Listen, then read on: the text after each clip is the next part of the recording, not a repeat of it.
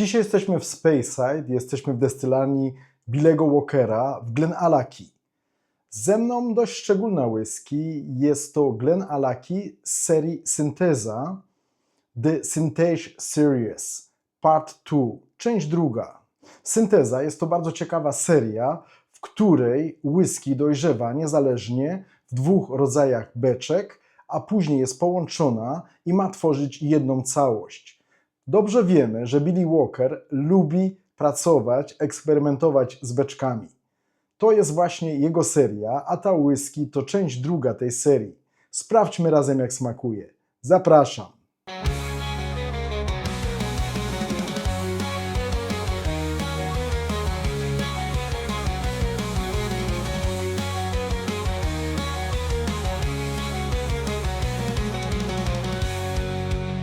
Witam serdecznie w kolejny piątek. Tutaj Marcin, tak jak zapowiedziałem na wstępie. Jesteśmy w Speyside, jesteśmy w destylarni Billego Walkera w Glenallachie. Ze mną ta oto whisky z serii Synthesa, The Synthèse Series, jest to część druga. Część pierwszą miałem okazję skosztować. No niestety nie mam części pierwszej w tej chwili w domu, tak żeby ewentualnie później użyć do porównania. A część trzecia z tej serii jest od kilku dni w sprzedaży, właśnie ją kupiłem i jest w drodze do mnie, więc też nie użyję jej dzisiaj do porównania. Niemniej, nie będzie to jedyna Glenallachie w dzisiejszym filmie. Jeśli chodzi o serię Synthesa, Synthèse, jest to seria Billego Walkera. Billy Walker lubi pracować z beczkami i poprzez połączenie tego samego destylatu, który z jednej strony miał pełną maturację w beczkach po Sherry Oloroso, z drugiej strony miał pełną maturację w beczkach z europejskiego dębu. Jak pisze ładnie na opakowaniu, jest to Scottish Virgin Oak. Później łączy te dwa destylaty razem. Tu nie ma absolutnie mowy o żadnym finiszu. Jest to pełna maturacja, dwuliniowa, pełna maturacja tego samego destylatu, który pod koniec jest po prostu razem połączony. No i tak oto powstają whisky z tej serii. Dobrze, co mogę powiedzieć o tej whisky? Po pierwsze, jest to 9-letnia whisky. Jest to whisky, która była destylowana w 2015 roku, zabutelkowana w 2025, no i prawdopodobnie zabrakło paru miesięcy, aby nazwać tę whisky 10-letnią. Whisky ta jest zabutelkowana w mocy beczki, 58,2% alkoholu, ma naturalny kolor i nie jest filtrowana na zimno. Jeśli chodzi o leżakowanie, o dojrzewanie, już powiedziałem to wcześniej, jest to pełna maturacja, z jednej strony Sherry Oloroso, z drugiej strony jest to Virgin Oak, szkocki Virgin Oak. Jeśli chodzi o cenę, ta whisky kosztuje u mnie pomiędzy 70 a 80 euro. W Polsce na stronach internetowych znalazłem ją za 470 zł. Dobrze, przejdźmy już teraz do samej whisky. Pozwoliłem sobie wcześniej nalać tej whisky do 2 kieliszków. I mam nadzieję, że tego drugiego dzisiaj nie zapomnę.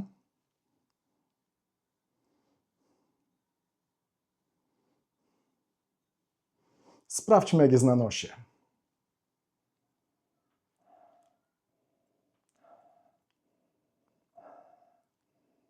Jest bardzo intensywnie.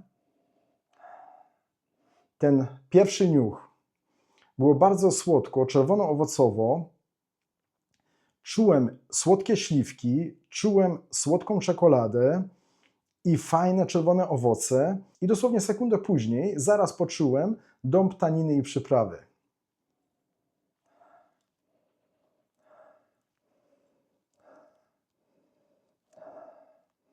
I teraz w zależności od tego, jak obrócę ten kieliszek, albo Oloroso, albo ten Virgin Oak jest na pierwszym planie. Whisky ma prawie 60% alkoholu, ale muszę powiedzieć, że jest fajnie ułożona, jak na te 9 lat, prawie 10. No czuję, że to jest whisky nieco mocniejsza. Bardzo fajnie. Jest tak troszeczkę świeżo i ostro od tego europejskiego dębu, od tego Virgin Oak, ale muszę przyznać, że jest to bardzo przyjemne. A z tyłu mam takie typowe klimaty dla sherry bomby w stylu Glenallachie. Gdzieś na środku łączy się to. Fajnie, bo tak, z jednej strony czasami czuję właśnie ten Virgin Oak, czuję ten europejski dąb, tą świeżość, tą przyprawowość, lekką ostrość. Czasami czuć taki ciężki klimat sherry oloroso, takiej sherry bomby, a czasami po prostu łączy się to razem i robi to takie wrażenie jaśniejszych owoców, takich świeższych owoców. Nie tylko takie ciężkie, czerwono-owocowe sherry oloroso, ale coś właśnie świeżego. No i są momenty, kiedy czuję wyraźnie bardzo fajne przyprawy, mnóstwo gałki muszkatałowej, są mi goździki, skórka z pomarańczy, skórka z cytryny. Jeśli chodzi znowu o owoce, mnóstwo suszonych owoców, figi, daktyle, ale mam i wiśnie.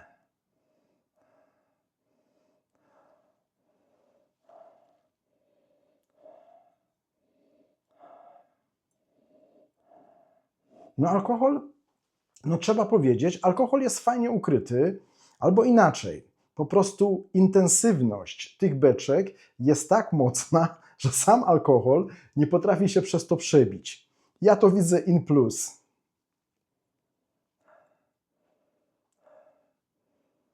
No bardzo fajnie teraz. Teraz taka politura meblowa, trochę skóry, chodzi mi o skórzane meble, troszkę tak tytoniowo, jakbyśmy weszli do takiego salonu, gdzie są cygara, ale nie zapalone, po prostu leżą cygara. Są rodzynki. Bardzo fajnie teraz miód.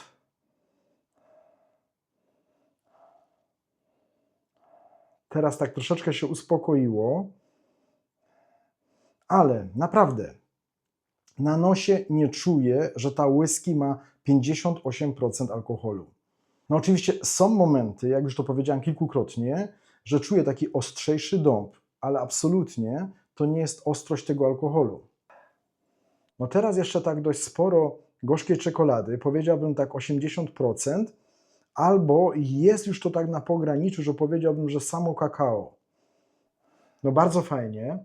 Teraz gdzieś takie momenty, gdzie mam sporo miodu,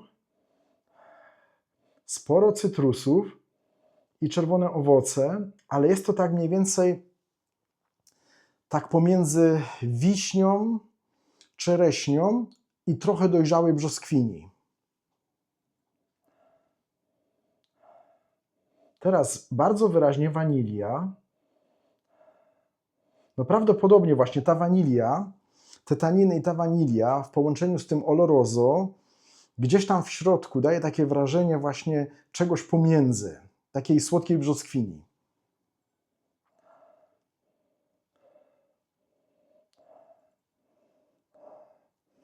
Rewelacyjnie na nosie.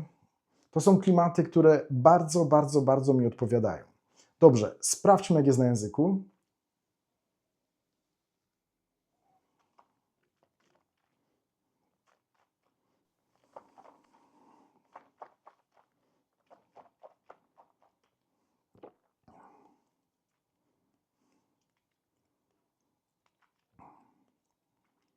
Pięknie, pięknie, wspaniale. Jak ja to lubię. Jak ja to lubię. Dobra, pierwsze 2-3 sekundy, niech odłożę kieliszek, bo jeszcze wyleję tą whisky. Pierwsze 2-3 sekundy, taki klimat z klasycznego Glenallachie, powiedziałbym 15 na sterydach, taka ciężka sherry bomba, co prawda w 15 mamy troszkę PX-a, tego PX-a tutaj nie czuję, ale naprawdę rewelacyjne sherry oloroso i z jednej strony wytrawne, ale jest i słodko. Jest i słodko. Mam wiśnie, mam czereśnie, sporo miodu przez pierwsze 3 sekundy. Potem te czerwone owoce przemijają, robi się tak jaśniej, wchodzi ten dąb, robi się fajnie przyprawowo, mamy goździki, mamy gałkę muszkatałową, mamy coś cynamonu, razem się to miesza, gdzieś jakiś taki posmak śliwki, no i teraz na finiszu Jest leciutko, leciutko kwaśno, ale przyjemnie. Tak jak miał taki posmak śliwki. No kakao. Teraz kakao i espresso. Espresso i kakao. I lekki posmak śliwki. Bardzo fajnie. Słuchajcie, nie wiem, czy już to mówiłem, czy nie. Ja naprawdę jakoś nie jestem fanem Virgin Oak. Albo inaczej. Whisky, które piłem wcześniej, nie wiem, przed rokiem, 5, 10 laty i miały swoją maturację czy finish Virgin Oak, gdzieś ten Virgin Oak mi przeszkadzał. I od tego czasu jakoś unikałem whisky, które miały czy maturację, czy finish w Virgin Oaku, w beczkach ze świeżego dębu. No i muszę tu przyznać, że Billy Walker czyni cuda. Przynajmniej jak w moim przypadku, bo świetnie, świetnie to tutaj gra. No niby jest takie troszeczkę rozdwojenie jaźni przez parę sekund, że tak powiem, najpierw Oloroso, potem jest taki środek, a potem mamy ten Virgin Oak, ale ja to odbieram jak bardzo fajne, 3 przyjemne, jak najbardziej przyjemne na podniebieniu i dla języka fazy.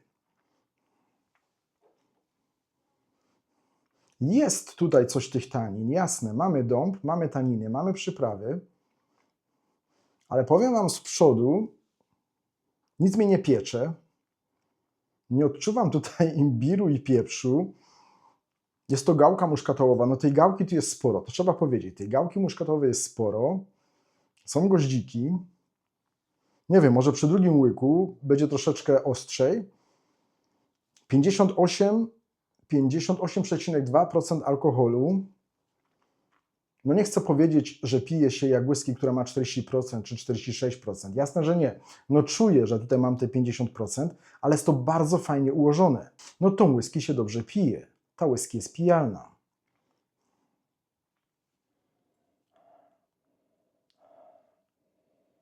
No teraz więcej czekolady. Czekolada i dąb. Czekolada i rodzynki. I czerwone owoce. No te wiśnie chodzą mi cały czas po głowie, ale to chyba nie jest do końca taki sam klimat jak na przykład w Glenallachie 10 w CS-ie, ale to sprawdzimy później. Dobrze, prawie zapomniałem. Mam drugi kieliszek, gdzie dodałem odrobinę wody.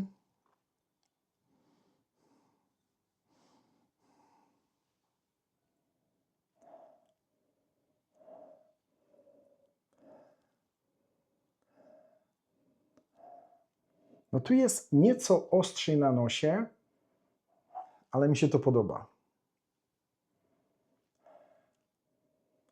Nie wiem, otworzyła się teraz taka sentymentalna szuflada, że aż się wzruszyłem. Ale pięknie.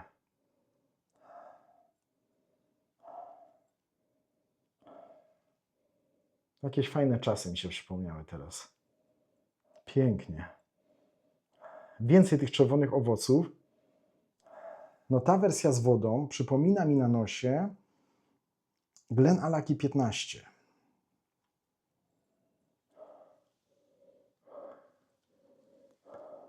No ciemna czekolada, rodzynki, daktyle, figi, dużo suszonych owoców.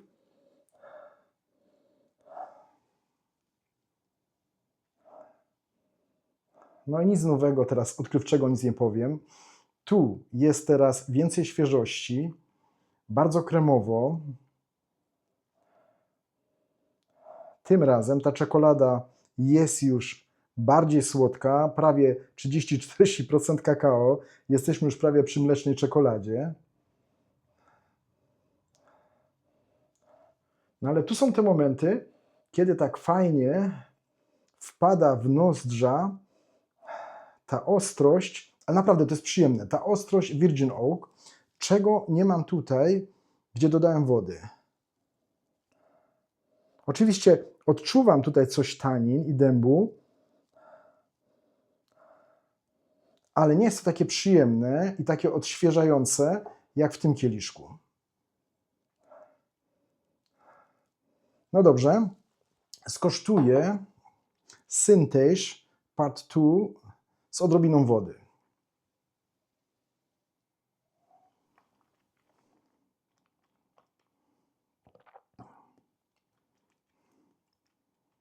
Ale pięknie, ale pięknie. Cały mój język ma co robić. Pięknie, taka konfitura czerwono-owocowa, taki kompot z czerwonych owoców. Jest i słodko, i lekko kwaśno. Mam te przyprawy, mam taniny. Bardzo fajnie. Te taniny teraz po podniebieniu. Na języku jest łagodniej. Odczuwam te czerwone owoce, lekką ich słodycz. Na podniebieniu mam więcej dębu, tanin. Pięknie, pięknie.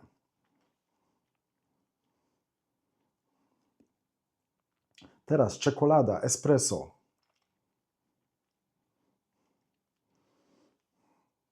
Nie wiem, ile tego Virgin Oak jest tutaj, jaki był ten wetting procentowo, ale jest tego Virgin Oak tyle, że mi to totalnie pasi. Świetnie się to uzupełnia, świetnie to gra, absolutnie nie przeszkadza.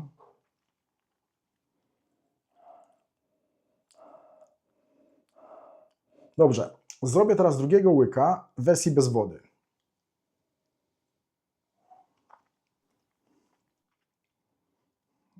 No, tu teraz jest moc. Tu teraz jest moc. Teraz mam więcej przypraw, więcej dębu. Dobrze.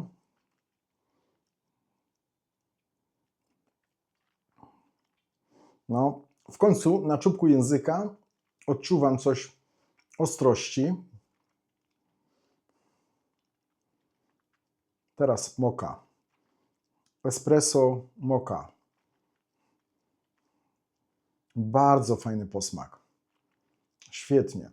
Te taniny, ta ostrość, przyprawowość cały czas trzyma się u góry podniebienia teraz. To, co miałem na początku, przy tym trzecim łyku na czubku języka, już przeminęło.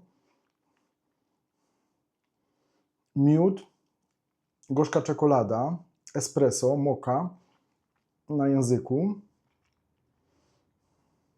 Bardzo fajny, przyjemny dąb. Taniny, ale chyba w najlepszym wydaniu. Świetna whisky, pijalna whisky, w świetnej procentowości. Dobra, możemy powiedzieć 9-10 lat. Mi to nie przeszkadza. Mi to nie przeszkadza. Zrobię zaraz małe porównanie. Zobaczymy, jak Syntage ma się na przykład do 15, czy do 10 w CS-ie. No i przejdziemy do podsumowania. Zaraz wracam. Dobrze, jestem z powrotem. Pozostaliśmy w tej samej destylarni. Jesteśmy w Glen Alaki u Billego Walkera. Po mojej prawej stronie 15 z Corężu. Jest to whisky, która jest zabutelkowana w mocy 46% ABV, która miała swoją maturację w Sherry Oloroso i w PX-ie. Zupełnie na prawo mamy Glen Alaki 10. Jest to CS Batch 12, zabutelkowany w mocy 59,7% alkoholu. Jeśli chodzi o maturację, mamy tutaj zarówno PX-a, Oloroso, Virgin Oak, jak i beczki po czerwonym winie. Cenowo wszystkie te trzy whisky są mniej więcej w tym samym obszarze. Tutaj mamy pomiędzy 65-70 euro, tutaj mamy 65-75 euro, a tutaj mamy 70-80 euro. Czyli jakby się uprzeć, mniej więcej za 70 euro jesteśmy w stanie kupić każdą z tych trzech butelek. Dobrze, w mojej prawej ręce Glen Alaki 15.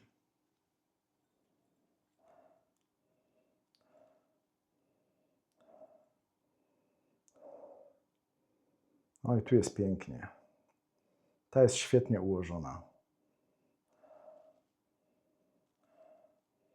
Oj, tu mam bardzo dużo Sherry Oloroso. Czereśni, mam wiśni, Mam czekoladę deserową, jest kremowo. Oj, to jest fajna whisky. Dobra, w lewej ręce Syntage.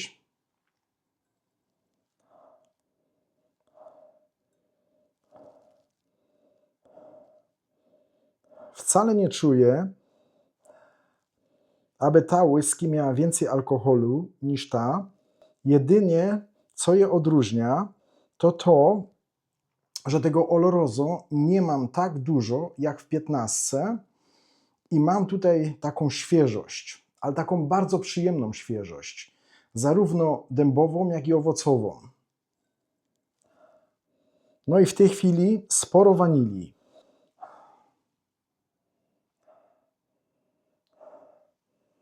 Kurczę, ale tu jest klimat w tej 15. No dobra, skosztuję 15.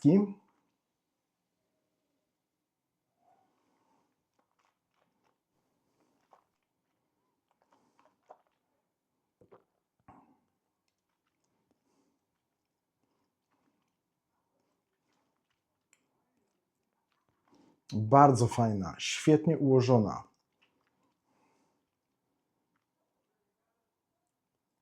No jakieś takie teraz dziwne przyprawy mi przyszły, że idzie to teraz w kierunku piernika świątecznego. Takie ciemne ciasto, goździki, powidła. Dobra, dobra, wraca to. Teraz raczej taki ciemny biszkopt i wiśnie. Świetnie, świetnie. Kurczę, to jest bardzo dobra, pijalna whisky. Oczywiście jest to Sherry Bomba w stylu Billego Walkera, ale jest fajnie zbalansowana, naprawdę smooth i świetnie się pije.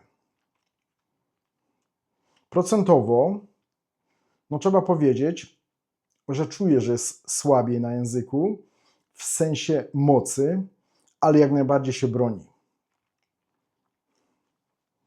Dobrze, skosztuję Syntage bezpośrednio po tym, jak miałem 15 w buzi.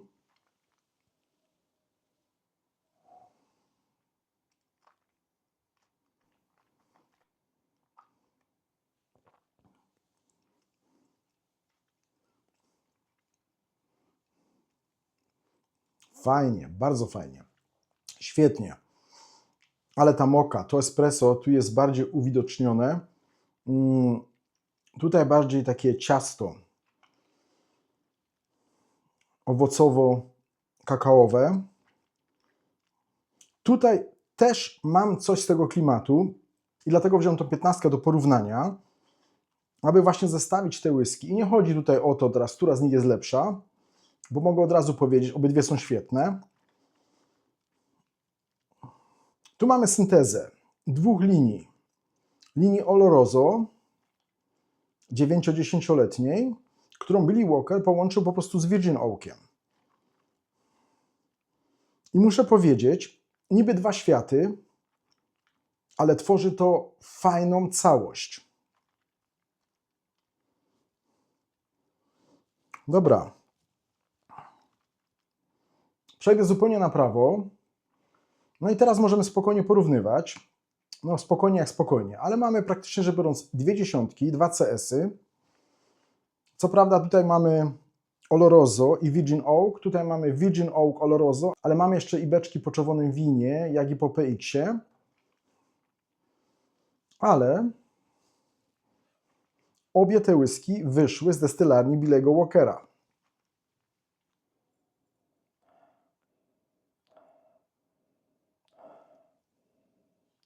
Ale fajnie. Ale fajnie.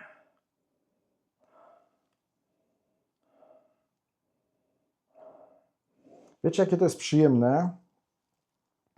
Jak tak parę miesięcy nie kosztujesz, nie wąchasz jakiejś whisky, która ci podchodzi. Dawno, że tak powiem, nie miałem przyjemności mieć jej w kieliszku. Pięknie. Ale muszę powiedzieć, że tutaj bardziej odczuwam alkohol. Jest fajnie, czerwono-owocowo, fajnie wiśnie, bardzo fajnie dąb, ale mam wrażenie, że nie tak fajnie jak tutaj. I mimo wszystko mam wrażenie, że tutaj ten alkohol jest, albo inaczej, nie jest tak dobrze ukryty i tak dobrze ułożony jak w Synthège. Bez dwóch zdań. Absolutnie na nosie nie mogę powiedzieć, że ta whisky ma więcej ABV. Dobra, żeby było fair, doleję, żeby nikt nie mówił, że po prostu mam za mało w kieliszku i że to jest przyczyna. Dobra.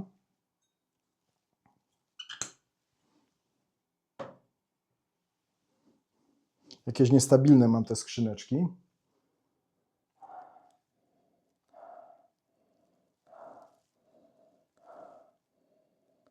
I nic się nie zmieniło. Poza tym, że w lewym kieliszku mam jeszcze więcej whisky, którą lubię.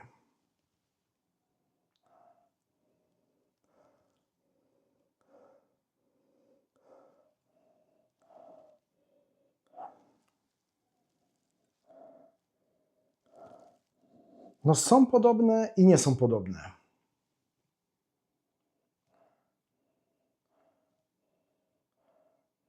No tutaj mamy też tego PX-a, mamy też te beczki po czerwonym winie. No i muszę powiedzieć, że tutaj jest troszkę więcej warstw, ale odczuwam również wyraźnie dąb europejski, ale nieco ostrzej na nosie niż tutaj.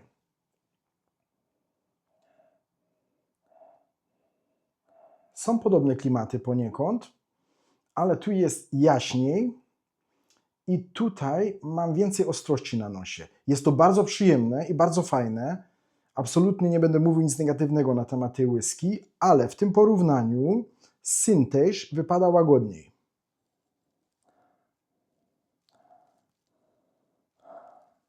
Bez dwóch zdań. Dobrze, skosztuję 10.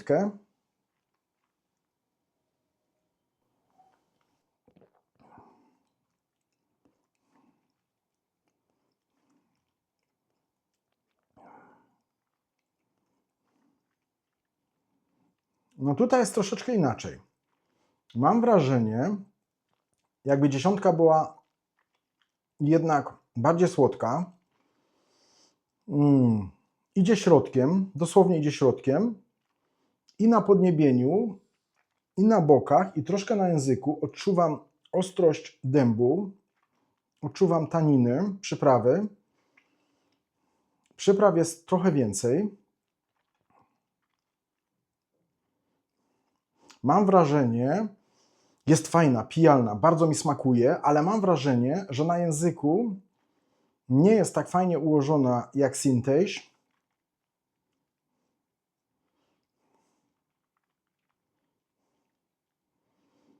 Tutaj mam też coś takich jaśniejszych akcentów.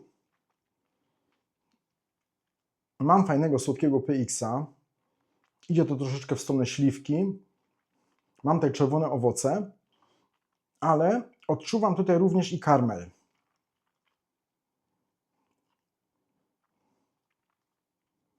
No i sporo przypraw. Dobra. Pójdę teraz do Synthège. Może poczekam jeszcze chwileczkę.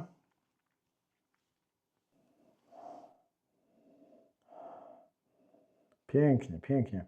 No właśnie teraz Synthège pachnie jak Glenallachie 15 na sterydach, a przed chwilą je porównywałem i nie pachną podobnie.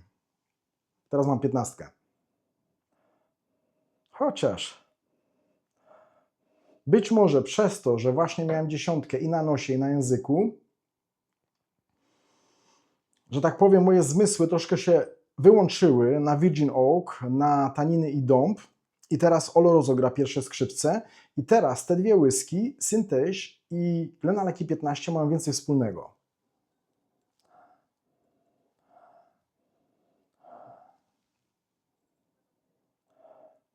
Oczywiście ta jest dojrzalsza, lepiej ułożona. I tutaj ten dąb jest zarąbisty. Dobra. Tutaj też jest fajny. Dobrze.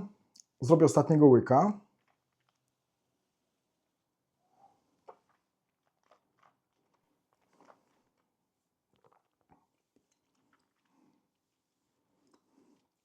Pięknie, pięknie.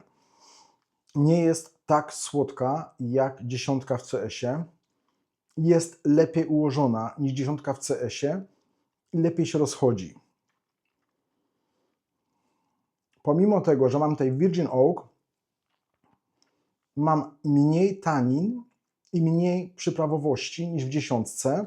Jest świetny balans pomiędzy Oloroso a Virgin Oak. Pięknie, pięknie. Po prostu powiem tak, od serca. Billy Walker wie, co robi z beczkami. I robi to świetnie. Jego whisky... No dobrze, przejdźmy do podsumowania.